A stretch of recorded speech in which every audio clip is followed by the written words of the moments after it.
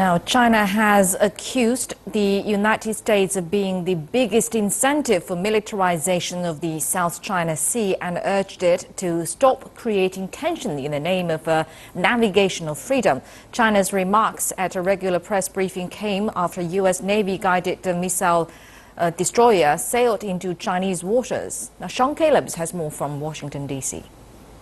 The United States is flexing its military muscle, sending a warship into the South China Sea over the weekend. The U.S. Navy destroyer came within a dozen miles of an island that China claims.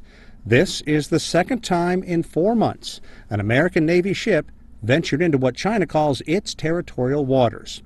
China's reaction was quick, calling the U.S. action very dangerous and irresponsible. The United States flaunting its military power and creating tension in the name of freedom of navigation is exactly the main cause for the militarization push in the South China Sea. U.S. Pentagon leaders are issuing no apologies, saying no claimants were notified prior to the transit, which is consistent with our normal process.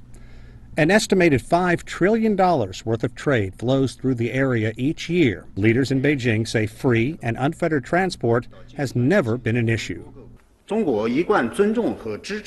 China always respects and supports the freedom of navigation in the South China Sea based on international law, but firmly opposes any country's attempt to undermine China's sovereign, security, and maritime rights and interests under the excuse of freedom of navigation. In a sign of heightened tension, the People's Liberation Army activated a garrison on the island in the South China Sea on Saturday. Chinese leaders say the United States is sending its Navy vessels into the area in an effort to create dominance in the region. Just this past week, the U.S. Secretary of State was in Beijing in an effort to diffuse tension in the region, clearly with little success.